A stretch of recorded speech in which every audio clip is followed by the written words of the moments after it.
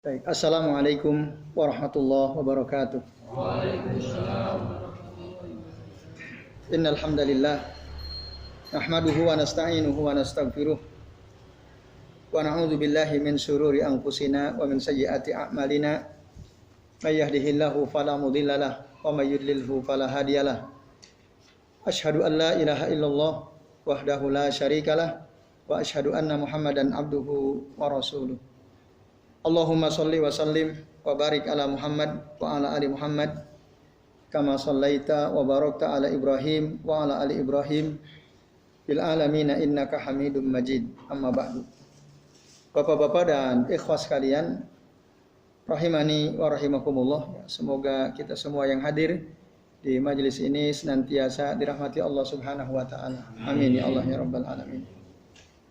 Alhamdulillah pada malam ini atas izin Allah kita bisa berjumpa kembali untuk melanjutkan ngaji kitab Tazkiyatun Nufus yang disusun oleh Dr. Ahmad Farid rahimahullah, berdasarkan apa yang dijelaskan oleh tiga ulama besar, yakni Ibnu Qayyim Al-Jauziyah, kemudian Ibn Rajab Al-Hambali dan Abu Hamid Al-Ghazali rahimahumullah al-jami'. Semoga Allah merahmati mereka semua. Pada malam ini insyaallah kita akan lanjut pada halaman 14 Waktu pekan lalu kita sudah membahas sampai halaman 14 paragraf pertama, dan malam ini kita akan mulai dari halaman 14 paragraf kedua Bagi Bapak-bapak dan ikhwas sekalian yang membawa kitab, silahkan dibuka halaman 14 Qala al-muallifu rahimahullah, berkata penulis kitab ini, penyusun kitab ini, yakni Dr. Ahmad Farid, kata beliau, wa kama anna man ghalaba alaihi hubbullah wa hubbul akhirah aktasabat harakatu i'tiyadiyah sifatu hammihi. Yang artinya seseorang yang apabila dipenuhi rasa cinta kepada Allah Ta'ala, yang dirinya dipenuhi oleh rasa cinta kepada akhirat, maka seluruh aktivitas harian dia itu merupakan cerminan dari cita-citanya, sifatu hammihi wasorot ikhlasan.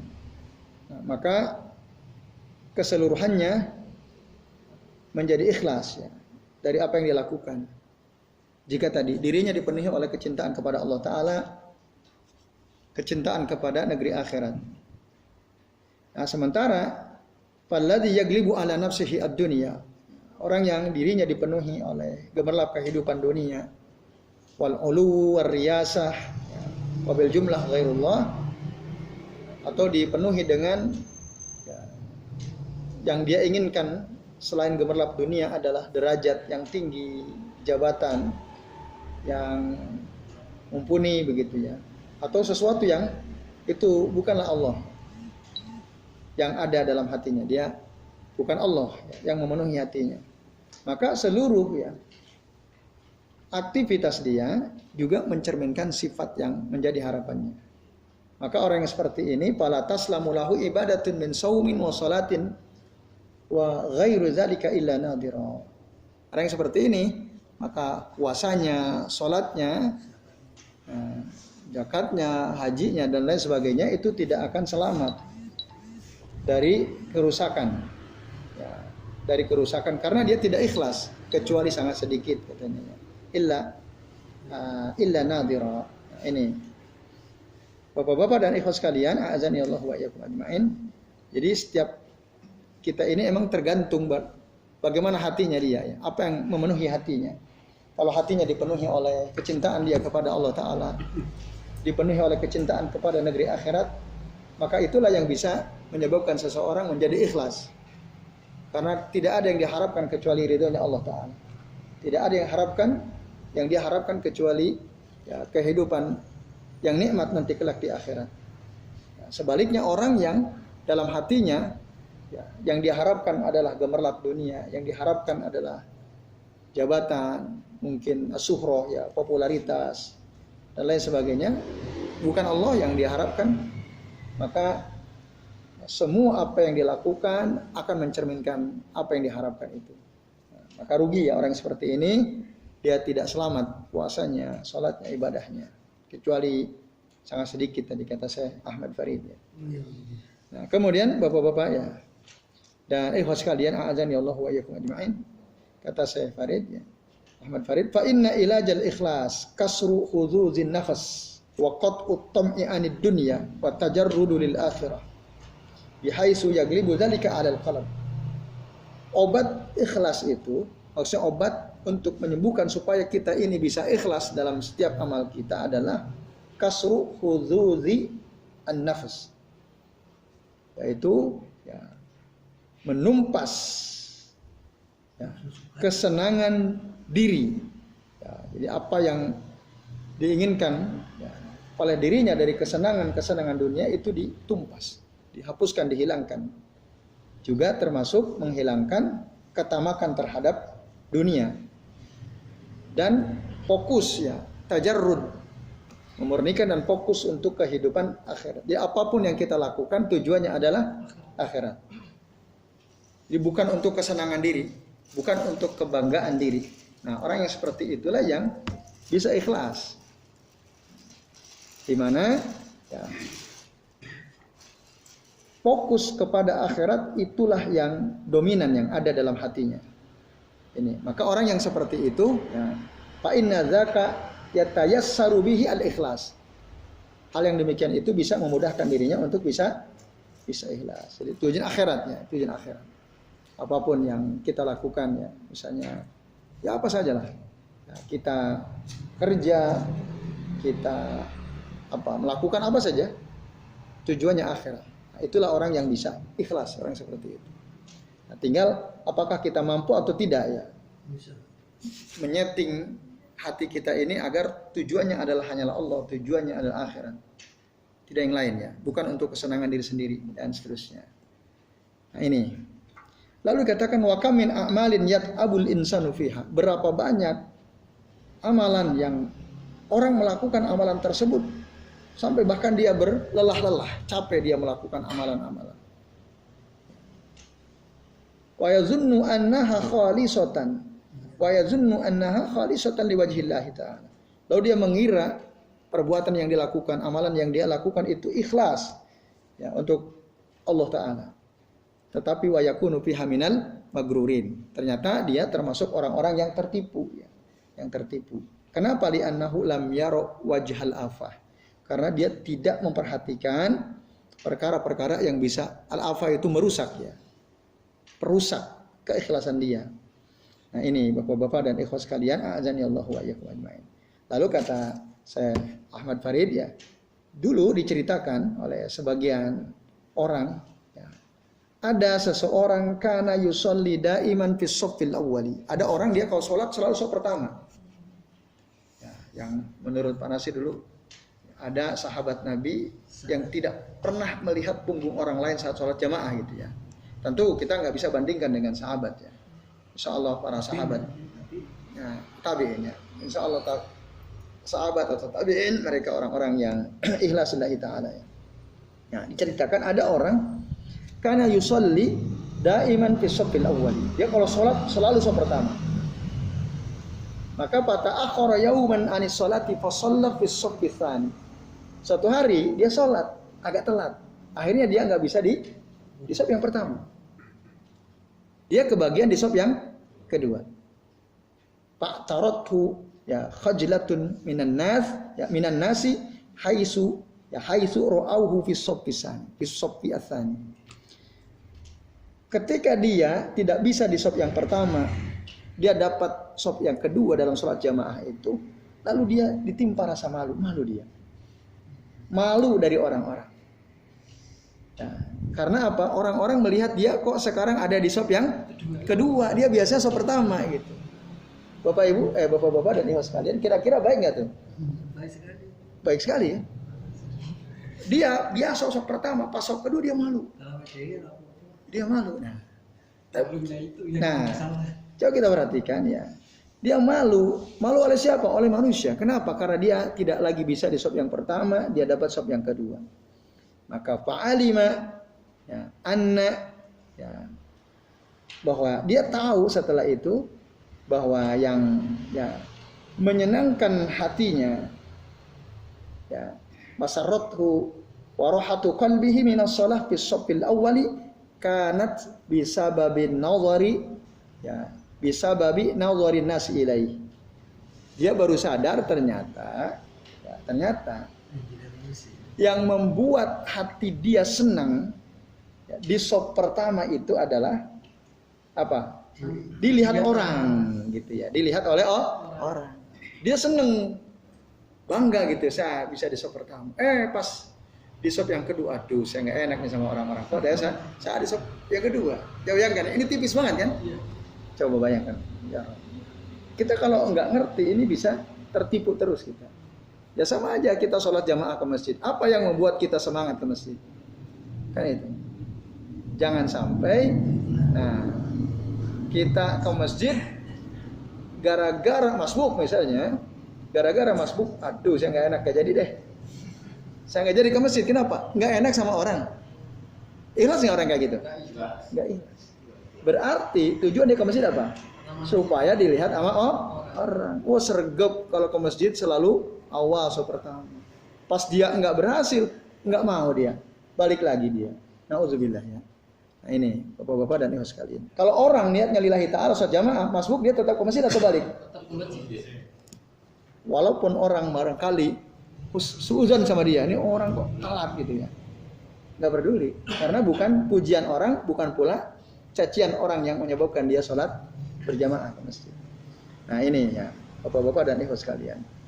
Maka kata saya Ahmad Farid, qallama taslamul a'malu min amsalihi ya wa qallaman yatanabbahu lahu illa man wafaqahu Allah taala. Jadi sedikit sekali amalan-amalan yang kita lakukan itu selamat. Ya, selamat dari tadi ketidakikhlasan.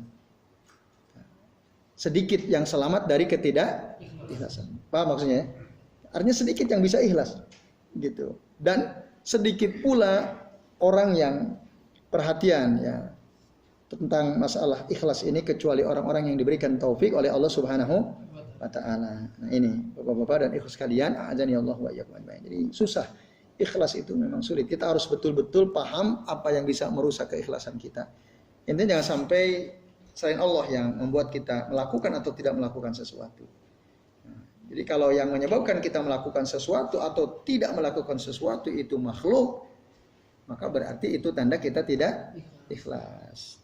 Wal ghafiluna anhu yarawna hasanatihim yaumal qiyamati sayyi'at.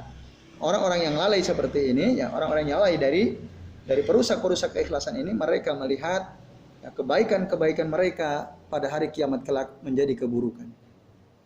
Kebaikan yang mereka lakukan waktu hidup di dunia, nanti akhirnya di akhirat dia melihat itu sebagai keburukan. Nah itulah kata saya Ahmad Farid yang dimaksud oleh firman Allah Ta'ala di dalam surah Az-Zumar ya, ayat 47 dan juga surah Al-Kahfi ya, ayat 103 sampai 104.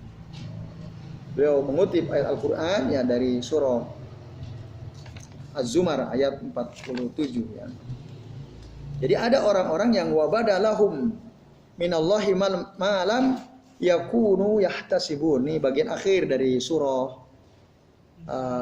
Az-Zumar ayat 47 ya dan 48. Nah, nampaklah bagi mereka azab Allah Ta'ala malam yakunu yahtasibun yang mereka tidak bayangkan sebelumnya. Wabadalahum sayyi'atu makasabu. Nampaklah bagi mereka keburukan apa yang sudah mereka usahakan. Ya, disebabkan apa? Enggak ikhlas.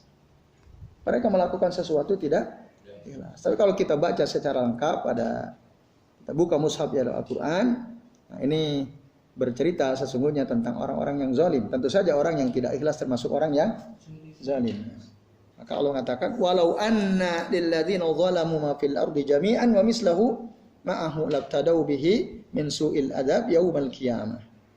Seandainya ya bagi orang-orang yang zalim itu, bagi mereka semua apa yang ada di atas muka bumi nah, dan bahkan dia diberikan yang semisal dengan itu. Ya. Misalnya orang-orang zalim Allah kasih semua apa yang ada di muka bumi untuk dia, bahkan ditambah lagi 2 kali lipatnya. Semua apa yang ada di muka bumi itu milik dia. Tetapi di akhirat dia akan diazab oleh Allah Ta'ala. Lalu dia gunakan semua harta kekayaan dia yang sebanyak bumi beserta isinya itu, bahkan 2 kali lipat, maka niscaya kekayaan yang dia miliki itu Allah, dia akan minta ganti kepada Allah supaya dia tidak diazab. Tidak diazab. Nah itu. Pada hari kiamat kelak. Artinya apa? Orang-orang zalim itu mereka pasti akan diazab oleh Allah Ta'ala. Nah itu. Maka orang yang zalim itu ya, ketika nampak kepada mereka azab Allah Ta'ala, padahal mereka enggak ngira gitu. Maka ya nampaklah bagi mereka keburukan-keburukan apa yang telah mereka lakukan. Wa haqobihim maka nubihi yastahzi'un. Mereka akhirnya diliputi ya oleh ya azab Allah Ta'ala, maka nubihi yastahzi'un ya disebabkan karena mereka dulu waktu hidup di dunia mengolok-olok, memperolok-olok ya syariat Allah Subhanahu wa taala. Nah, poin yang dijadikan dalil oleh Syekh Ahmad Farid ya dalam ayat ini adalah pada kalimat wa badalahum minallahi ma lam yakunu yahtasibun wa badalahum sayyi'atu ma kasabu. Jadi telah nampak bagi mereka azab dari Allah Ta'ala sementara sebelumnya mereka tidak mengira, dan nampak bagi mereka keburukan apa yang mereka sudah kerjakan. Kemudian yang kedua dalilnya adalah yang menegaskannya nasib orang-orang yang tidak ikhlas itu disebutkan di dalam surah Al-Kahfi ayat 103 sampai 104. Qala Allahu azza wa jalla, "Qul," kata Allah, katakan Muhammad, "hal nunabbiukum bil akhsarina a'mala." Ya, Al-Kahfi. Maukah kalian kuberi tahu tentang orang-orang yang paling rugi amalnya? Alladzina dhalla sa'yuhum fil hayatid dunya, yaitu orang-orang yang sia-sia amal perbuatan mereka waktu mereka hidup di dunia. Wahum yahsabuna annahum yuhsinuna sun'a. Mereka mengira bahwa mereka telah beramal dengan sebaik-baiknya ya, yuhsinuna sun'a. Padahal ternyata sia-sia itu. Nah, satu di antara sebabnya adalah karena mereka tidak ikhlas. Itu yang ingin ditegaskan oleh Syekh Ahmad Farid. Karena mereka tidak ikhlas. Walaupun kita baca kalimat berikutnya, ulaikal ladzina kafaru bi ayati rabbihim wa liqa'i. Mereka itulah orang-orang yang ingkar terhadap ayat-ayat Allah Ta'ala, dan mereka adalah orang-orang yang mengingkari adanya pertemuan dengan Tuhan mereka. Terus gimana lanjutannya? Wa habitat a'maluhum fala nuqimu lahum yaumal qiyamati wazna. Maka sia-sia semua amal mereka.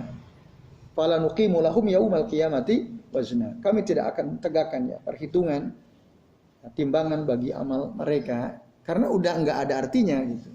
Amal mereka sia-sia. Nah, keikhlasan kalau tidak ada bisa menjadi sebab sia-sianya amal kita. Nah, itu yang maksud oleh Syekh Ahmad Farid ya ketika beliau mengutip surah Al-Kahfi ini. Oleh karenanya betapa penting kita berusaha untuk bisa ikhlas ya, dalam setiap amal kita. Maka tadi yang harus kita inginkan dalam hati kita hanyalah ridhonya Allah Ta'ala, hanyalah kehidupan akhirat. Nah, ini bapak-bapak dan ikhlas sekalian ya, azani Allah wa iyyakum ajmain. Nah, kemudian pembahasan berikutnya disebutkan ba'dul asar anil ikhlas. Beberapa riwayat dari para ulama salafus saleh ya, dari tabi'in tentang ikhlas. Apa itu ikhlas? Di sini disebutkan beberapa tokoh ya, disebutkan qala Yaqub, tapi wallahu a'lam ini Yaqub siapa ya? Syekh Ahmad Farid tidak menyebutkan Yaqub bin siapa ya. Karena tokoh-tokoh ulama salaf itu banyak yang namanya Yaqub. Ada Yaqub Al-Hadrami, ada Yaqub bin Zaid dan lain-lain. Allah alam, kami tidak mendapatkan keterangan yang dimaksud Yaqub ini maksudnya Yaqub siapa. Tapi tentu yang penting di sini adalah kalimat ya, yang disampaikan oleh beliau, di mana Yaqub mengatakan al-mukhlisu, orang yang ikhlas itu adalah man yaktumu hasanatihi kama yaktumu sayyiatihi. Adalah orang yang menyembunyikan kebaikannya sebagaimana dia menyembunyikan keburukannya. Bapak-bapak dan ibu sekalian, antum kalau punya keburukan, berani nggak antum nampakkan keburukan antum? Berani nggak? Antum punya keburukan, lalu antum keburukan dari akhlak antum, dari akhlak kita gitu ya. Keburukan dari sifat kita. Lo berani nggak kita umumkan? Ini keburukan saya seperti ini. Saya pernah melakukan ini. Berani atau tidak? Ya, hari ini saya melakukan ini yang buruk-buruk. Tidak kan?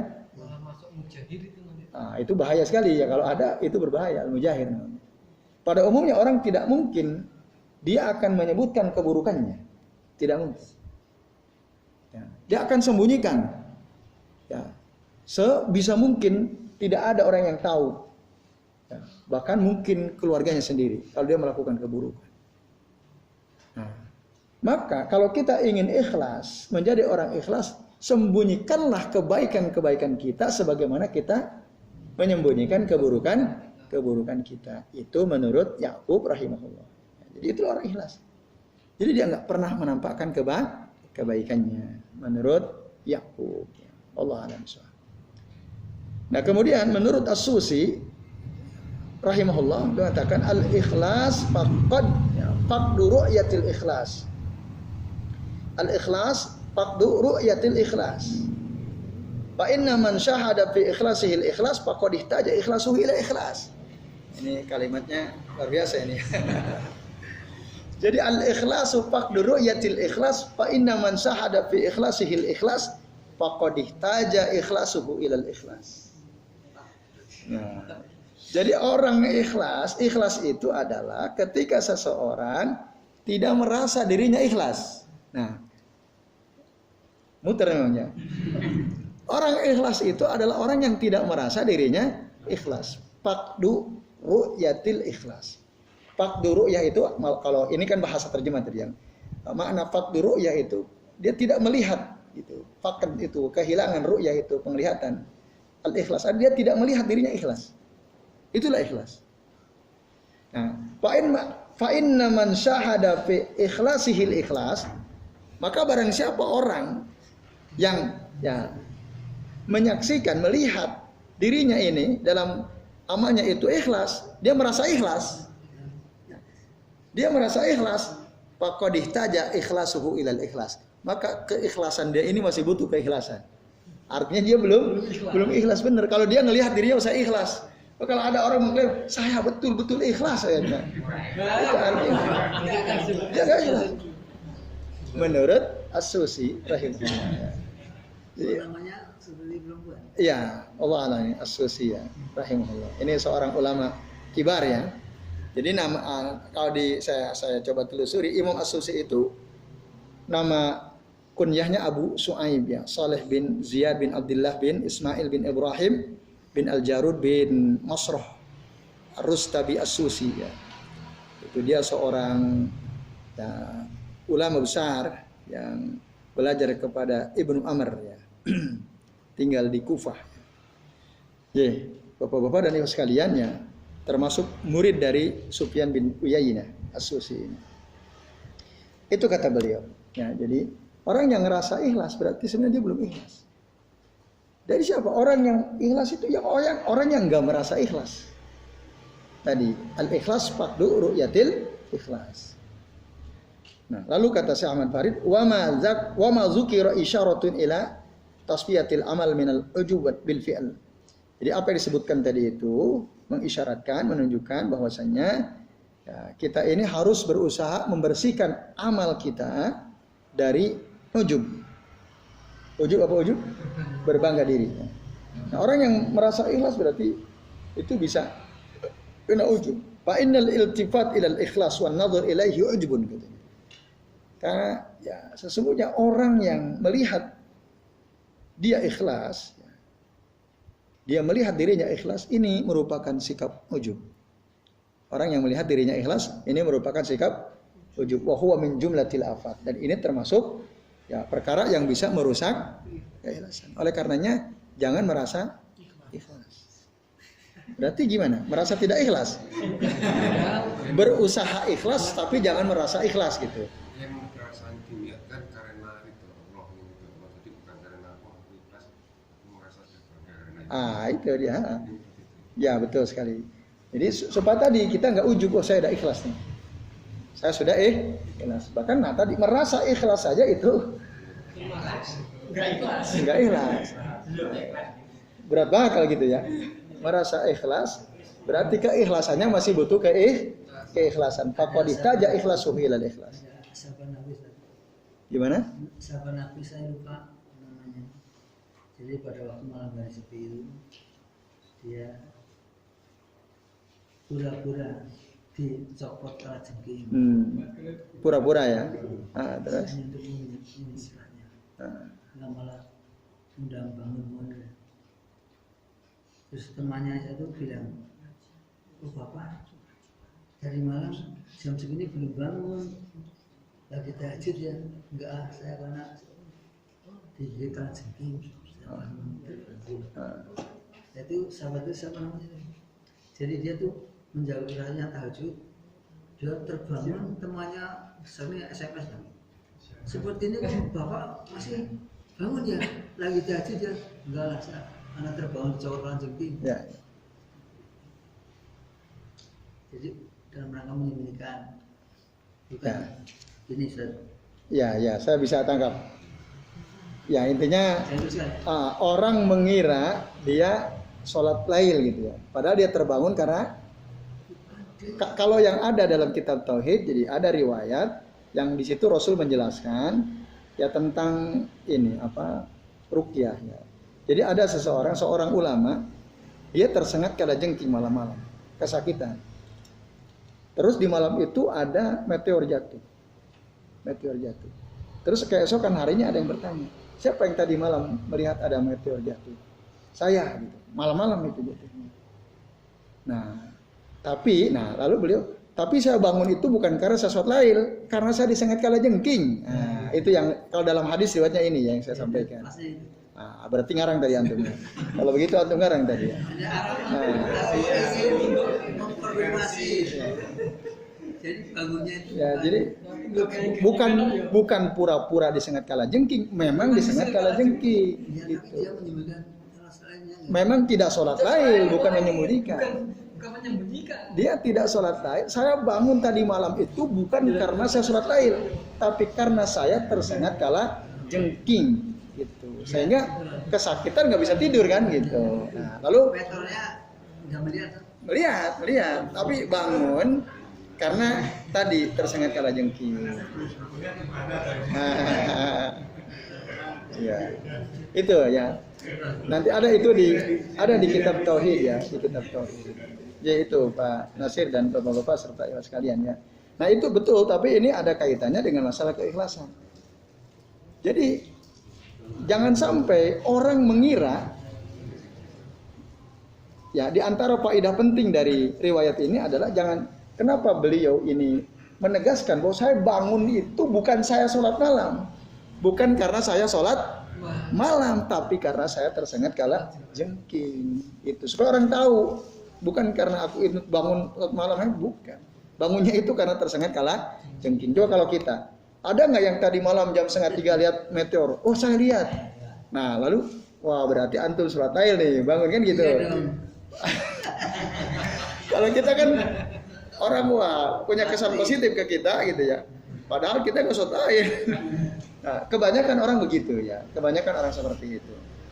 Nah ini maka kalau nggak sahabat tabiinnya, kalian si sahabatnya, sahabat dengan tabiinnya. Itu ada di kitab Tauhid alladzi wahaqullah alal abid yang ditulis oleh Syekh Muhammad bin Abdul Wahhab rahimahullah. Yaitu Pak Nasir. Baik. Itu ya. Nah, Bapak-bapak dan sekalian, jadi itu. Nah, oleh karenanya dikatakan sini wal khalisu ya ma sofa an jami'il afat. Jadi orang ikhlas, amalan ikhlas itu adalah orang yang betul-betul bersih. Ya, amalannya itu dari seluruh perkara yang bisa merusak keikhlasannya, bersih. Dia sama sekali tidak ada niat di dunia. Ya. Yang Al-Luqman 24. Ya. Yang faqatina ila ma'amil min amalin. Summa ja'alahu haba'an mansura. Oke, ya betul sekali. Itu karena apa itu? Ya karena amal saya di akhirat pernah jatuh ya. Malah seperti debu yang berterbangan. Iya. Salahnya di mana? Karena dia tidak ikhlas di antaranya, maka sia-sia ya amalnya. Jadi bagikan debu yang berterbangan. Yaitu panasnya Allah SWT. Baik. Maka ini hati-hati ya. Kadang-kadang nun sewu ya misal orang yang kerja di travel haji umroh misalnya, travel umroh. Perintah dari pimpinan, tolong nanti di-share semua aktivitas waktu umroh. Supaya orang, nah tujuannya supaya apa? Promosi. Itu ibadah sambil promosi kan? Nah itu kalau nggak hati-hati bisa rusak juga itu sebenarnya. Bisa. Nah itu yang kadang-kadang susah juga. Saya gambar di pinggir jalan. Gimana? Umroh bersama Ramadan ya, digambar itu. Ya bisa. Ya itu bisa juga merusak keikhlasan. Ya termasuk waktu di sana ya. Walaupun memang selama kita di sana kan sebenarnya waktu umrah itu pas hanya 1 malam itu saja ya. Selebihnya kan ibadah harian saja ya. Tapi karena di tempat yang utama ya, maka kita dapat keutamaan tentu saja. Tapi itu kadang-kadang bisa sangat mungkin itu akan merusak keikhlasan. Mungkin. Nah, karena tujuannya tadi dunia ya. Maka hilangkan itu semua, kita bisa ikhlas ya. Kemudian qala Ayyub tahlisu an-niyati 'alal ummal asyaddu 'alaihi min jami'i al-a'mal. Nah, ini bagus sekali ya perkataannya. Takhlisun niyati 'alal ummal asyaddu 'alaihim min jami'il a'mal. Ya. Mengikhlaskan niat bagi para aktivis itu ya, asyaddu 'alaihim, itu lebih sulit buat mereka min jami'il a'mal, daripada perbuatannya mereka itu sendiri. Aktivis itu kan padat sekali ya. Dari mulai bangun tidur sampai tidur selalu ada kegiatan. Ya, entah koordinasi ya dengan teman-teman, mungkin juga memberikan arahan dan seterusnya, banyaklah kegiatan dia. Orang kalau bukan aktivis berat melakukannya. Tapi ya, ternyata mengerjakan semua pekerjaan yang banyak dan padat itu ya, itu tidak lebih sulit daripada mengikhlaskan niat. Lebih sulit mengikhlaskan niat daripada melakukan banyak hal dalam satu hari. Itu. Kita dalam satu hari bisa beraktivitas macam-macam, mungkin sibuk sekali gitu ya. Tetapi, nah itu ternyata tidak lebih berat daripada kita mengikhlaskan niat. Itu kata Ayyub rahimahullah. Nah, ini jadi maka kemudian qala ba'duhum, berkata sebagian ulama, ikhlasu sa'atin najatul abad. Orang yang bisa ikhlas sebentar saja dalam amalan dia, maka itu ya, akan mendatangkan keselamatan yang abadi. Orang yang betul-betul bisa ikhlas ya lillahi ta'ala dalam perbuatannya. Walakinnal ikhlas ajiz. Walakinnal ikhlas ajiz. Akan tetapi ikhlas itu sa'bun jiddan. Aziz maknahu di sini sa'bun jiddan. Susah sekali. Orang bisa ikhlas itu susah sekali. Ya, saya kira kita silakan tanya pada diri masing-masing ya. Saat kita melakukan suatu amalan, kita betul-betul ikhlas enggak? Jangan-jangan ada ya dunia yang ingin kita dapatkan ya, kenikmatan untuk diri sendiri yang ingin kita dapatkan dalam setiap perbuatan kita. Kemudian wakil li Suhail, ada seorang ulama namanya Suhail rahimahullah. Beliau ditanya, ayu syai'in asaddu 'ala nafs? Apa yang paling sulit ya atas dirimu wahai Suhail? Apa yang ayu syai'in asaddu 'ala nafs? Yang paling susah bagimu apa itu? Apa jawaban Suhail? Qala al-ikhlas. Beliau katakan ikhlas yang paling sulit. Id laisa laha fihi nasib. Karena orang yang ikhlas dalam perbuatannya itu ya, dirinya itu enggak dapat apa-apa gitu. Enggak dapat apa-apa. Sanjungan dia enggak dapat. Apalagi ya, keuntungan keuntungan dunia dia enggak dapat. Karena loss orang ikhlas itu. Nah, maka susah gitu. Pada umumnya orang itu sering mencari keuntungan untuk dirinya sendiri. Gitu. Supaya ini orang mantap sekali gitu ya. Ini orang katakanlah ilmunya luas sekali misalnya. Nah, itu bahaya itu kalau ada niat seperti itu. Berarti kita tidak ikhlas ya. Bapak-bapak dan ikhlas kalian, azan ya Allah wa iyyakum ajmain. Oh, ini orang baik sekali. Oh, ini dermawan sekali dan seterusnya. Itu yang paling susah. Ya. Jadi berusaha ikhlas karena diri kita ini nggak dapat apa-apa. Pujian dari orang nggak dapat. Keuntungan dunia nggak dapat. Makanya susah kata Suhail. Nah, Ini dan yang terakhir Bapak-bapak serta ayah sekalian, ya waqala Al-Fudail bin Iyad rahimahullah. Tarkul amal min ajlin nasi riya. Nah, ini penting. Tarkul amal min ajlin nasi riyaun.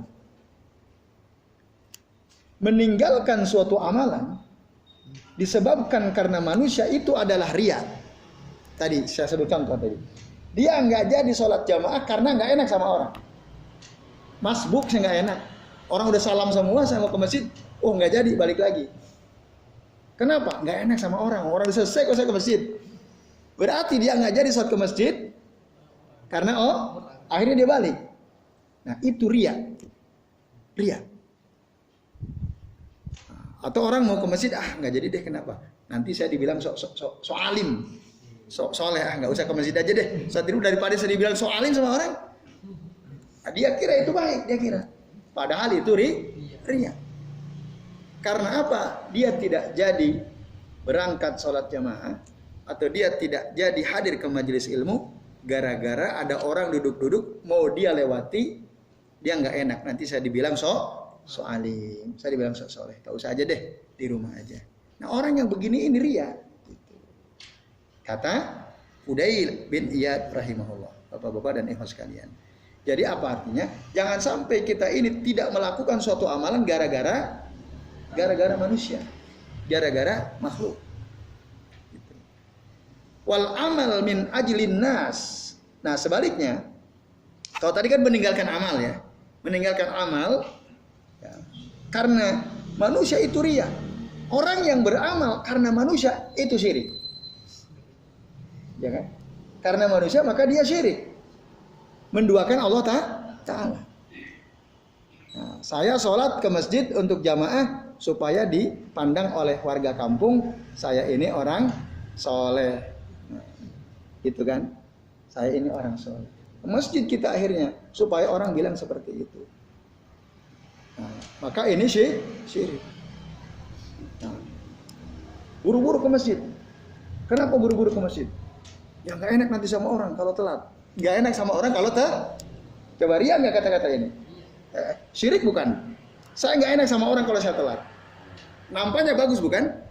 Bagus kan? Saya nggak enak. Buru-buru ke masjid. Kenapa antum buru-buru? Nggak enak saya. Nggak enak sama orang kalau saya telat. Jadi motifnya, pendorongnya dia bersegera tabkir ke masjid itu karena tidak enak sama orang. Syirik orang seperti itu. Gimana, Pak? Nggak jadi kan? Berarti antum riya tuh kalau begitu. Kalau begitu, kalau antum bersikap begitu berarti kalau kan saya bilang kalau ini kan kalimat bersyarat, kalau antum seperti itu maka antum riya. Itu ngaji Mas. Iya. Nah. Jadi hati-hati gitu ya. Jangan sampai makhluk ya. Itu yang riya itu setelah sholat di rumah. Itu sholatnya yang riya apa? Hanya modelnya saja ya? Ya perbuatannya itu riya. Ini mengamalkan sholat di rumahnya itu termasuk riya. Ya karena motif dia sholat di rumah kan karena nggak enak sama orang tuh. Telat nggak enak sama orang kan. Riya. Nah maka ya memang dia harusnya dia nggak usah balik ke rumah, udah sholat aja. Walaupun orang pada ngelihat mungkin mencibir dia, nih orang kok sholatnya telat, nggak ada masalah. Karena saya ke masjid itu lillahi ta'ala. Saya ke masjid itu karena Rasul mengatakan sholatul jama'ati afdalu min sholatil fardhi bisab'in wa isrina darajah. Itu yang mendorong saya. Lah kok pas saya ke masjid orang selesai, nggak masalah. Saya udah niat kok. Orang lihat antum semua loh. Orang opo-opo. Ya. Nanti antum dicibir orang, nggak masalah, silakan cibir saja. Karena saya ke masjid itu tujuannya lillahi ta'ala, kan gitu. Gitu. Ya kadang-kadang ya mungkin kebanyakan kita begitu ya, termasuk kami sendiri ya, kadang-kadang ada kalanya seperti itu. Nah, mudah-mudahan dengan kita bahas ini kita perangi itu semua gitu. Afatul ikhlas ya, perusak keikhlasan. Pokoknya masa bodoh. Orang ngomongin kita macam-macam, udah enggak usah kita gubris. Karena ketika kita gubris kita pikirkan, kalau kita nggak jadi berbuat baik itu riya. Atau tadi kita buru-buru ke masjid, ketika ditanya kenapa antum buru-buru? Nggak enak kalau saya telat sama orang. Nggak enak sama orang kalau telat. Bukannya karena Rasul menyuruh kita untuk tabkir, tapi nggak enak sama Maka kalimat yang keluar dari lisan kita itu Bisa jadi cerminan loh. Nah, tapi kalau kita kenapa antum buru-buru? Karena Rasul menyuruh kita untuk tabkir. Tabkir itu bersegera berangkat ke masjid. Dengan bersegera berangkat ke masjid, kita sholatnya apa? Berjalan ke masjid jadi tidak tergesa-gesa. Coba kalau tergesa-gesa kan Rasul ya alaikum bis sakinati wal wiqar ya. Hendaklah kalian tenang, pelan-pelan kalau ke masjid itu, tidak terburu-buru. Nah, itu. Kemudian ya, setiap langkah kita akan menjadi sebab dihapusnya dosa-dosa kita, langkah kaki berikutnya menjadi sebab diangkatnya derajat kita. Itu yang mendorong saya kenapa saya buru-buru ke masjid. Supaya saya santai. Coba kalau udah iqomah, kira-kira bisa santai atau bisa agak cepat kita? Kalau ada iqomah, bisa nyantai nggak jalannya? Nggak bisa nyantai. Itu sebabnya kenapa saya buru-buru ke masjid gitu ya. Bukan karena nggak enak sama itu. Bedanya di situ. Nah, maka ya apa yang ada dalam hati mencerminkan hakikat amalan kita, apakah riya atau tidak, apakah syirik atau tidak. Nah, kalau itu riya apa syirik itu tadi? Kenapa antum kok buru-buru ke masjid? Ya, karena nggak enak kalau saya telat sama orang. Itu riya apa syirik? Syirik. Itu syirik. Nah, walaupun riya adalah bagian daripada syirik. Karena kata Rasulullah apa? Inna akhafu ma akhafu alaikum asyirkul asghar. Nah, huwa asyirkul asghar ya Rasulullah. Apa kata Rasul? Ar-riya. Ini maka kata ya Fudail bin Iyad rahimahullah, ya, ini saya kira kalimat ini menarik ya. Tarkul amal min ajlin nasi riya wal amalu min ajlin nasi syirkun wal ikhlas. Nah, yang ikhlas selalu mana yang ikhlas? Ketika beliau menafikan ini bukan ikhlas, ini bukan ikhlas, maka beliau menegaskan wal ikhlasu an yu'afiyakallahu minhuma. Nah, itulah ikhlas. Jadi ikhlas itu adalah ya, ketika Allah menyelamatkan dirimu dari keduanya. Apa yang dimaksud kedua sini? Meninggalkan amal karena orang atau melakukan amalan karena orang. Itu. Jadi jangan sampai ya kita melakukan sesuatu itu karena orang, ya karena makhluk. Selama perasaan itu masih ada, itu tanda bahwa kita belum ikhlas. Orang kalau udah ikhlas tidak bergeming ya. Dipuji orang ya biasa saja, dicerca, dicaci maki, dicibir orang biasa saja. Kalau mencintai gimana? Mencintai karena Allah, membenci karena Allah. Itu ikhlas. Dapat naungannya. Mencintai karena Allah, membenci karena Allah. Apakah itu termasuk ikhlas? Ikhlas atau bukan? Ya, ikhlas. Kan karena Allah. Kan antum, ya betul. Karena tadi antum bilang karena ikhlas itu karena Allah lillahi ta'ala. Dan benci juga karena Allah. Iya, benci karena Allah, cinta karena Allah. Saya benci sama Allah. Dan kalau sudah melakukan itu, tidak boleh merasa ikhlas berarti. Gimana? Berarti kalau sudah melakukan keikhlasan tadi, kita tidak boleh merasa ikhlas tuh berarti. Ya, kalau menurut se'asu sih tadi. Ya, jadi kita jangan merasa udah pokoknya bismillah lillahi ta'ala udah. Nah, lillahi ta'ala. Ya, yang penting ini terus ya kita ingat-ingat ya. Ya itu betul Pak Wikan. Allah a'lam bishawab. Baik, saya kira ini ya. Ini jam 9:17 ya.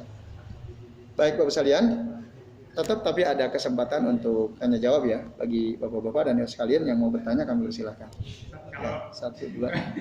Apa? Ya udah ya, karena antum duluan ngomong walaupun antum telah angkat tangan ya silakan. Ya.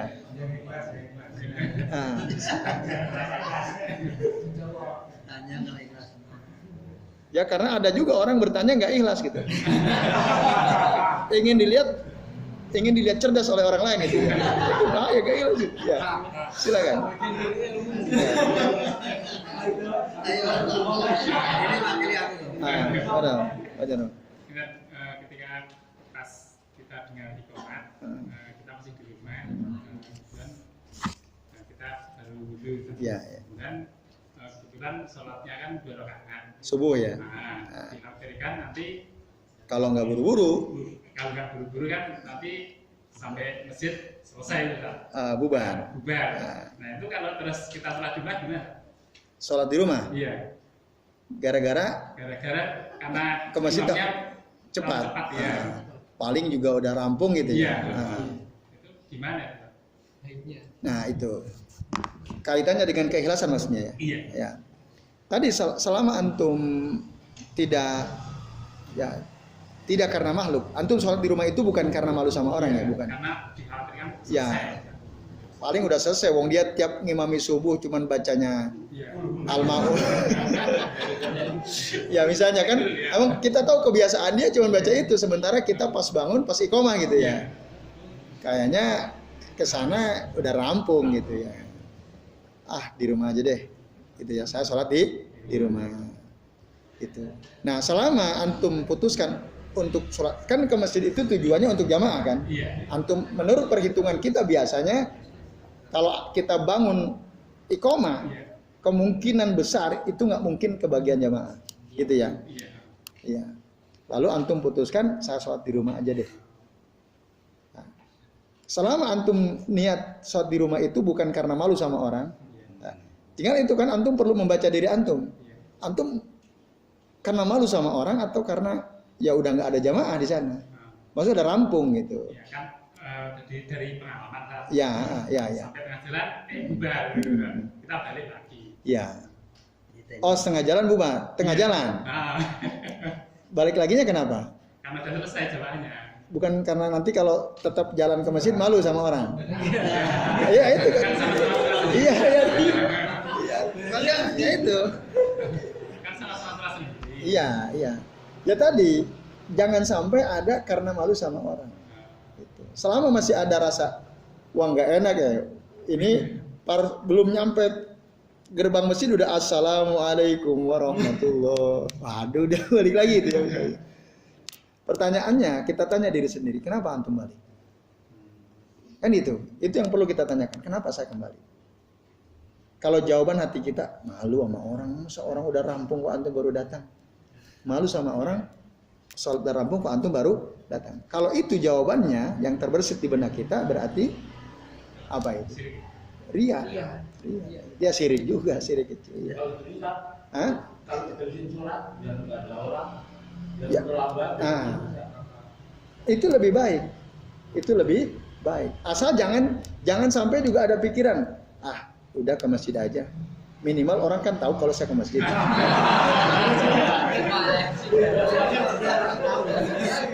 Itu nggak ikhlas juga. Supaya dilihat orang kan, ini sirik. Kalau pulang, Iya. karena pikirnya di masjid sendiri, di masjid sendiri. Ya tadi selama nggak ada pikiran karena malu nggak ada masalah. Itu selamat. Selamat. Apalagi misalnya ada pertimbangan kalau saya sholat di masjid, kalau di rumah bisa sholat sunnah fajar. Ya, boleh nggak sholat sunnah fajar? Sholat sunnah fajar dulu, baru kemudian, ya kan? Ya itu. Itu kalau pertimbangannya itu maka selamat dari afatul ikhlas tadi ya. Intinya tadi jangan sampai karena makhluk. Intinya sampai. Iya. Jadi dua-duanya buruk ya. Nggak jadi karena makhluk ria, jadi karena makhluk syirik. Itu kata Fudail. Kalau sudah di pertengahan jalan mau ke masjid memang jadi pertanyaan ya kan kenapa kok balik. Tapi kalau masih di rumah sudah punya niat di rumah saja. Nanti kan nanti kalau sampai masjid sudah nggak ada jamaah itu bisa ya. Soalnya kan belum sampai jalan, belum sampai keluar rumah. Ya. Ya maksudnya apakah ini termasuk ikhlas atau tidak ikhlas juga ya? Ya tadi ukurannya karena orang apa bukan gitu. Kalau antum kalau bukan karena antum Memang ada jamaah. ya bisa lebih khusyuk ya gitu ya. Terus tadi saya bisa sholat sunnah fajar dan seterusnya. Itu ya insya Allah tidak termasuk yang rusak keikhlasannya gitu ya. Tadi poinnya adalah karena makhluk apa bukan itu saja. Yang tahu kan kita sendiri kan. Orang tahu, orang lain nggak tahu orang lain. Nanti kalau antum mikir gini, nanti besok orang nyari-nyari antum loh. Oh Pak Uwi kan nggak ke masjid ya? Waduh nggak enak saya sholat di rumah. Misalnya kita khawatir gitu. Ketika kita sholat di rumah nanti diomongin orang. Kok subuh nggak ke masjid? Nah itu ikhlasnya hilang lagi itu. Itu selalu seperti itu. Itu saya tanya dibidik belum ikhlas itu. Nah itu karena orang yang bisa ikhlas seperti yang kemarin kita udah bahas kan, setan nggak bisa ganggu. Gitu. Tapi syaitan akan terus mengganggu kita supaya kita ini tidak ikhlas. Iya. Berarti termasuk kalau saya sering masbuk ya, soalnya sering nanti kalau saya ke masjid awal, itu mesti nanti disuruh imam, misalnya. Makanya saya mending masbuk gitu. Itu contoh. Iya. Itu termasuk Ya. itu ya. Ya, pertanyaannya kemudian kenapa antum takut didorong untuk jadi imam? Soalnya merasa belum mampu gitu jadi. Nah, antum merasa belum mampu. Di antara orang-orang yang ada itu, menurut antum ada nggak yang lebih mampu dari antum? Enggak. Hah? Ada. Ya kalau ada harusnya antum dorong dia. Kalau kita merasa di masjid itu ada yang lebih mampu dari kita didorong, kita dorong orang itu. Kan. Iya, itu. Jadi cara menghilangkan nggak enak saya disuruh jadi imam. Yang penting antum yakin di situ ada orang yang lebih mampu dari kita. Ya, tekankan sama beliau, Pak antum itu lebih baik dari saya. Antum yang imam. Gitu. Nah, mungkin gara-gara antum kan pakainya baju gamis terus rapi gitu ya. Nah, misalnya kan kadang-kadang kan orang begitu, dia melihat kita iya kan? Enggak, ya maksudnya kadang-kadang kan orang begitu kan. Nah. Terus nggak selatan nih. Kritik semua. Ya di sana itu soalnya kan mungkin ya rata-rata ilmunya ya cuma Sama. ya, Rata-rata sama. bagi tugas itu loh. Ah. Nah, mungkin kan kok saya imam kok saya pas ada yang satu lagi didorong untuk maju jadi imam. Ya. Nah, tapi tetap tetap nggak bisa gitu makanya. Ya, gini kalau intinya poinnya saya paham. Sebenarnya kadang-kadang juga perasaan itu ini saya ya menimpa saya kadang-kadang. Ada nanti saya disuruh imam gitu ya. Walaupun kalau di masjid kami kan udah ada imam tetap ya. Jadi, pokoknya kalau ada beliau udah imamnya beliau. Yang ketika nggak ada beliau gitu. Nah, kadang-kadang itu ya jamaah itu mendorong yang menurut mereka ada orang yang lebih paham gitu ya, lebih ngerti. Nah, di sisi yang lain barangkali kita ngerasa ada orang yang lebih baik. Sebenarnya kalau ada orang yang lebih baik ya kita dorong saja orang itu. Nah, kecuali kalau dia nggak ada yang lebih baik daripada kita misalnya, berarti memang harusnya kita ya. Kalau nggak ada yang lebih baik loh. Di antara jamaah yang hadir tidak ada yang lebih baik dari kita. Boleh nggak kita menganalisa di antara yang hadir itu nggak ada yang lebih baik dari kita? Boleh nggak kayak gitu? Boleh kan bisa kelihatan dari sehari-hari mereka baca Al-Quran misalnya, dari aktivitas sehari-hari khususnya. Nah kan itu bukan termasuk kesombongan ya. Itu man arofa qadra nafsihi ya. Itu termasuk dia mengerti kadar kapasitas dirinya. Nah, kalau toh memang nggak ada ya antum disuruh ya memang begitulah seharusnya. Ya antum. Nah kalau antum merasa ada yang kurang-kurang, apa kekurangan antum? Oh bacaan saya kurang mantap, tinggal permantap kan begitu. Iya kan?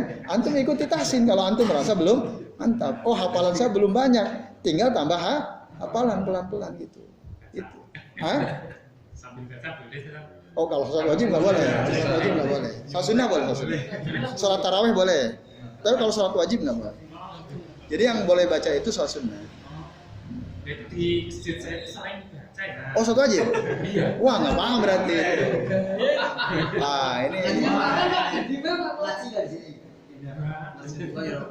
sholat wajib nggak boleh. Jadi sholat yang kita boleh membaca di mushaf itu sholat sunnah. Dalilnya itu. Sudah S2 Ustaz. S2 tapi apa jurusannya? Matematika. Matematika. Hah?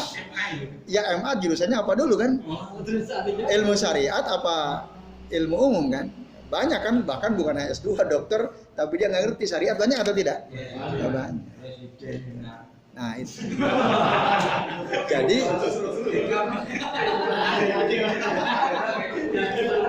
berarti memang beliau belum paham.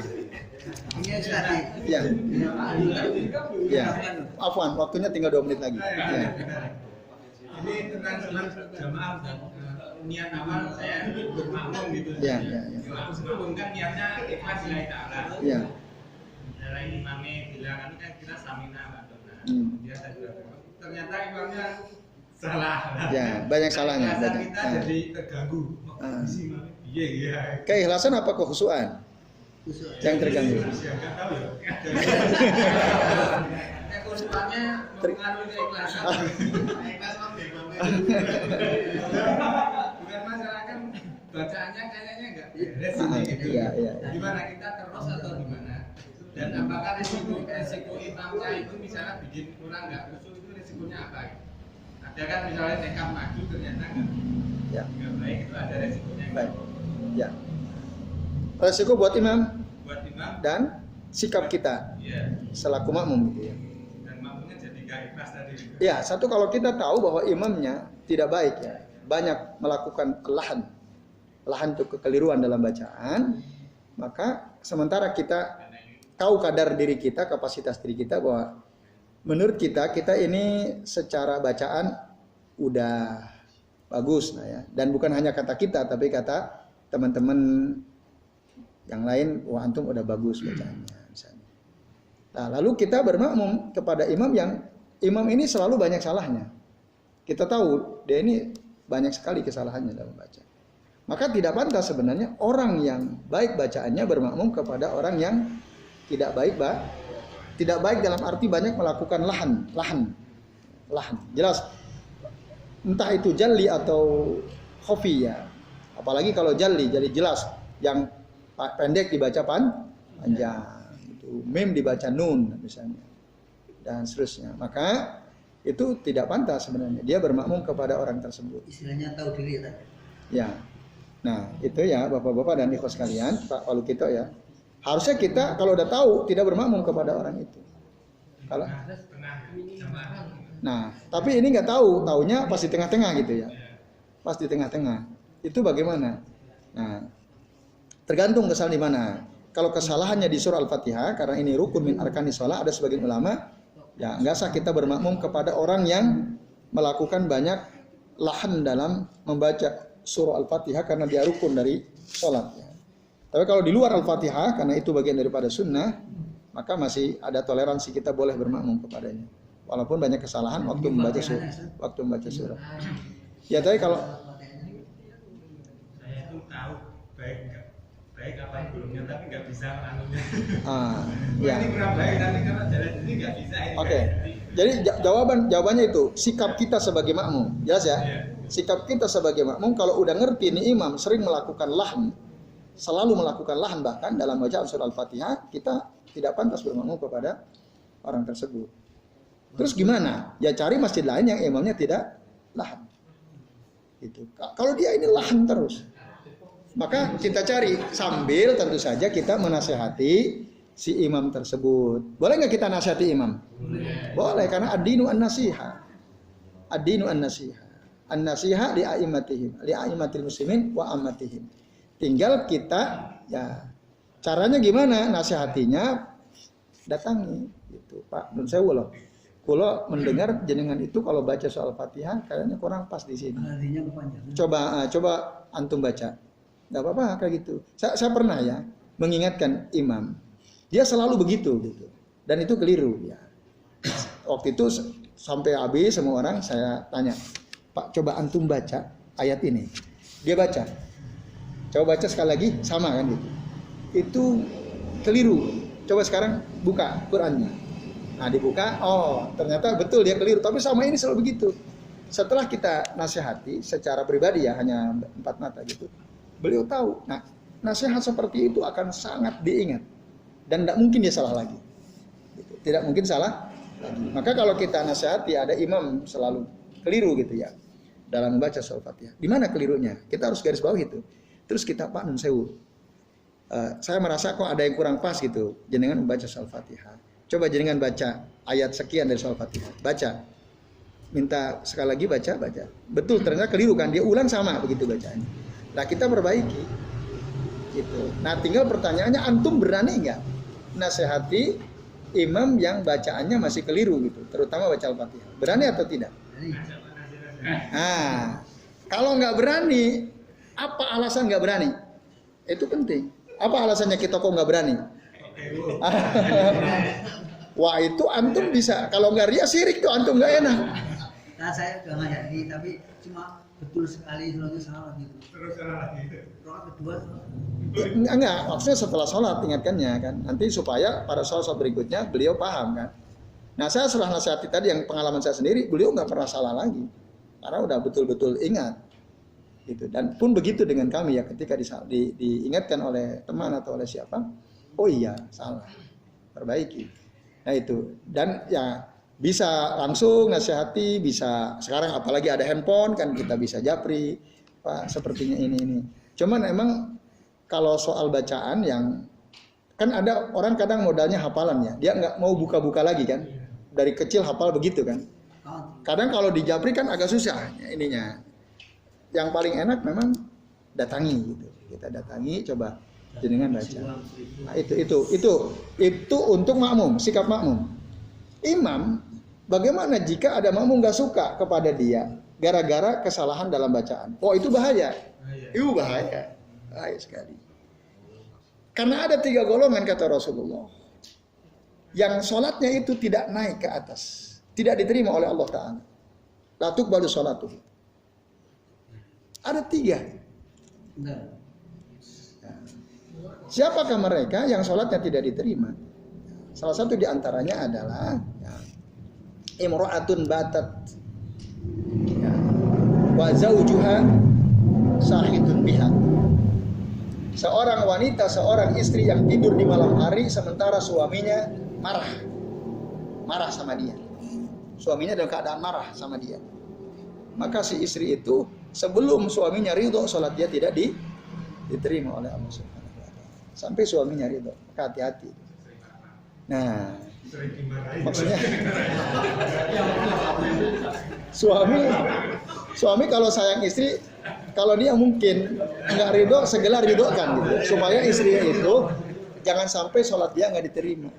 Bisa saja kan malam-malam suami minta jatah, istrinya bilang capek, akhirnya kesel suaminya kan. Nah selama suaminya kesel, istrinya ini sholatnya tidak diterima oleh Allah Ta'ala. Maka sebelum subuh ridhokanlah. Ridho ya. Kalau kita nggak ridho, maafkan. Udah ya, saya maafkan. Itu yang pertama. Terus yang kedua, abdun abikun. Ya, abdun abikun min sayyidihi hatta raja'a. Ya. Seorang budak yang lari dari tuannya sampai dia kembali kepada tuannya. Selama dia lari dari tuannya maka sholat dia tidak diterima. Dan yang ketiga adalah imamu qaumin wa hum lahu karihun. Imamu qaumin wa hum lahu karihun. Imam suatu kaum tapi kaumnya itu benci sama dia. Itu nggak akan naik ke atas sholat. Semua. Iya semua sholat dia selama makmumnya itu nggak suka sama dia. Kenapa antum kok nggak suka sama si imam fulan? Mau sholatnya nggak bener kok mau ngimamin? Kan nggak suka tuh. Aku sebenarnya nggak suka diimamin sih. Sholatnya bacaannya nggak bener. Maka selama itu pula dan memang faktanya dia nggak bener gitu. Dia baca nggak bener. Sehingga makmum yang nggak paham itu nggak suka dia. Tapi ya terpaksa gimana lagi? Soalnya maksudnya kita susah menggantinya kan gitu. Dia apalagi dia selalu di awal gitu ya misalnya. Padahal banyak kesalahan. Nah, imam yang begitu akhirnya makmumnya benci sama dia. Berarti kan imamu qaumin wa hum lahu karihun. Itu enggak naik. Tetapi nah, kebencian si makmum itu harus syar'i. Harus syar'i itu maksudnya kebenciannya karena ya batasan-batasan syariat. Saya nggak suka sama si imam itu karena bacaannya nggak baik. Itu syar'i atau tidak? Itu syar'i. Itu syar'i. Tapi kalau gini, saya nggak suka diimami si Lukito itu. Kenapa? Karena dia kalau sujud lama. Kalau tasyahud terakhir lama. Yang lain cepet-cepet kok dia lama sendiri. Masa sujud seperti berdirinya misalnya. Ini ketidaksukaan saya ini kepada Pak Lukito syar'i atau tidak? Tidak syar'i. Tidak syar'i. Nah, justru antum syar'i. Ada makmum nggak suka sama antum karena antum memberikan kesempatan kepada diri antum dan makmum untuk memperbanyak doa, sebagaimana itu diperintahkan oleh Nabi SAW. Lah kok ada makmum nggak suka? Berarti ketidaksukaan dia tidak syar'i. Apakah itu berpengaruh buat antum? Tidak. Bahkan yang dosa makmumnya, karena dia tidak suka terhadap sunnah Nabi SAW. Gitu. Nabi itu kan mengatakan keadaan terdekat antara bainal abdi wa rabbihi wa huwa sajidun. Fa aksiru ad-du'a. Keadaan terdekat antara seorang hamba dengan Allah Tuhannya waktu dia sujud. Perbanyaklah doa dalam sujud. Dalam hadis yang lain, wa ammas sujud, dan adapun sujud itu ya fajtahidu fihi du'a, bersungguh-sungguhlah di dalam sujud itu berdoa, fa innahu qaminun an yustajaba lahu. Karena doa yang kita baca waktu sujud itu sangat pantas untuk diijabah oleh Allah Subhanahu wa taala. Akhirnya antum udah ngerti nih imam hadis-hadis ini. Bahkan kata Nabi kan, siapa yang ahaqquhum bil imamah, yang paling berhak jadi imam? Pertama apa? Aqra'uhum di kitabillah ta'ala. Yang kedua apa? A'lamuhum bisunnah. Orang yang paling mengerti tentang sunnah. Kita udah ngerti sunnah, antum kalau kita ngimami udah ngerti sunnah sujud gitu ya. Seharusnya diperbanyak doa, sungguh-sungguh berdoa. Yang penting jangan sampai lamanya melebihi lamanya berdiri. Kalau antum berdiri baca Al-Fatihah sama surah itu 2 menit, sujudnya jangan 5 menit. Nah, karena Rasul itu hampir sama lamanya.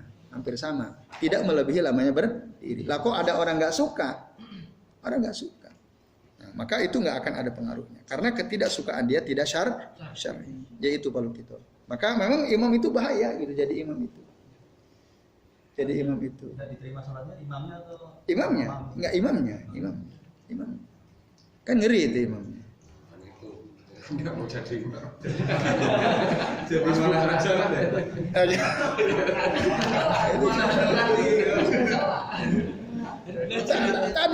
Tadi kalau kita tidak disukai ketika kita ngimami, ketidaksukaan makmum itu syar'i atau tidak kan gitu. Kalau tidak syar'i gak ada masalah. Nah, ya mungkin saya kira mungkin saja makmum itu ada yang tidak suka ya kepada kita. Tapi tadi tinggal tergantung ketidaksukaannya itu karena apa. Nah, tapi kalau tadi dia tidak suka karena bacaannya jelek, ya salah-salah. Ya itu yang bahaya buat si imam. Tinggal kalau kita takut jadi imam nih bacaan kita gimana? Kalau salah-salah, ya berarti ya kita perbaiki kan begitu. Maka terima kasihlah kepada teman atau jamaah yang mengingatkan kita. Pak, afwan loh, tadi antum waktu ngimami salah begini-begini. Nah itu harus terima kasih. Kita jadi tahu kan kesalahan kita. Lah kalau kita berlanjut terus padahal kita salah gitu. Sementara nggak ada yang ngasih tahu kita kan? Iya, biasanya makmumnya enggak bodoh semua. Yang disenang ini orang membedakan. Maksudnya? Di kampung saya itu orang ngerti salah imam. Iya. Ya kalau nggak ngerti lain lagi urusannya kan. Kalau nggak ngerti, ya. Di luar konteks. Sebaiknya sebagai orang muslim ini sebaiknya mana yang diperbesar? Kemampuan apa kemauan? Ya. Bila ada orang yang kemauannya tinggi Tapi nggak mampu. nggak ada kemampuan, mau diperlukan. Ada juga yang saja ini ada kemampuan, Tapi nggak mampu. Tawadu. Punya kemampuan tapi nggak mau tawadu. Ini dibutuhkan nih. Iya. Oke, jadi intinya Pak Nasir dan bapak-bapak saya sekalian ya. Masjid itu kan untuk kemaslahatan bersama kaum muslimin. Harusnya memang dimusyawarahkan gitu. Dimusyawarahkan, ditunjuk siapa yang layak jadi imam. Itu harus begitu. Ya alhamdulillah di kampung kami ya. Itu dulu siapa aja jadi imam bisa. Dulu siapa aja. Siapa yang berani, siapa yang mau, ya siapa yang duluan bisa jadi imam. Ya setelah kita ngaji, ya ada kajian rutin ya kita bahas ya tentang sholatul jamaah wal imamah ya, salat jamaah dan tentang imam. Kita bahas. Ada dialog seperti ini. Akhirnya paham. Oh, ternyata selama ini ya nggak benar gitu. Nah, setelah itu alhamdulillah disepakati imam tetapnya siapa? Udah, yang paling baik di antara jamaah itu, nah maka dialah yang diangkat dan selalu standby gitu ya. Standby, maka itulah yang kemudian diangkat jadi imam tetap. Nah, selama ada beliau, ya udah yang lain nggak ngimamin gitu. Coba kalau nggak ada kesepakatan seperti di masjidnya Pak Wikan, kan gitu akan saling dorong-dorongan kan. Akhirnya ya ada yang sikapnya wis masbuk wae lah daripada di sini gitu. Daripada jadi imam itu. Iya. Karena apa? Karena tidak ada manajemen ya musyawarah kesepakatan siapa sih di antara jamaah rutin di masjid itu yang paling bagus bacaannya kan itu. yang lebih sepuh itu malah lebih ngeyel. Dia salah dulu tapi disuruh. Ya itu tadi karena nggak ada musyawarah itu kan, nggak ada ilmu. Dan memang harus dirubah dengan ilmu gitu loh. Kalau nggak pakai ilmu nggak berubah. Kami pernah diminta untuk ngisi pengajian ya di satu masjid yang imamnya itu salah-salah terus. Makmum tuh gelisah. Dan semua ibu-ibu, bapak-bapak gitu. Akhirnya saya pakai ilmu Pak merubahnya. Akhirnya pada saat pengajian selapanan kami diundang untuk menerangkan soal siapa orang yang paling berhak jadi imam dan apa akibat orang kalau ngimami nggak disukai oleh makmum. Nah saya sampaikan yang tadi saya sampaikan itu. Dan orang yang selalu jadi imam hadir, bisa berubah tuh. Akhirnya beliau mendengarkan ada tanya jawab dari para jamaah. Besoknya beliau nggak mau lagi jadi imam. Kayak gitu bagus kan? Dia paham gitu. Ada. Jadi berubah dengan ilmu. Ya, berubah dengan ilmu.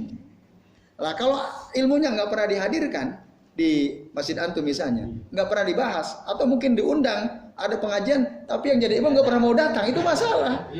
Gimana berubahnya? Wong dia nggak mau datang kan? Padahal tujuannya supaya dia dinasihati secara umum gitu kan, tidak bermaksud nasihati dia secara khusus. Nah itu caranya. Nah maka kalau ada masjid yang masih seperti itu, caranya begitu. Atau kalau ada kajian, ditanyakan saja soal itu. Nanti kan dibahas tuh. Tidak ngaji ya Mas ya? Pernah ngaji kan?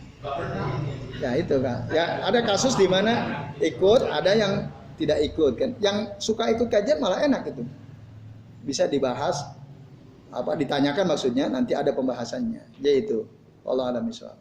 Baik Bapak-bapak dan Ibu sekalian, saya kira ada yang gelisah ini ya. Jam 10 dikunci ya. Jadi nampaknya kita harus cukupkan sampai di sini. Iya. Oke, ada 15 menit insya Allah cukup ya. Terima kasih atas perhatiannya. Karena kalau enggak besok enggak akan balik lagi gitu ya. Saya kira kita cukupkan sampai di sini. Semoga bermanfaat dan kami mohon maaf ya. Apabila yang kami sampaikan ada kesalahan, saya akhiri wasallallahu ala Muhammadin wa ala alihi washabihi wa baraka wa sallama alaihi ajmain. Billahi taufiq wal hidayah. Wassalamualaikum warahmatullahi wabarakatuh.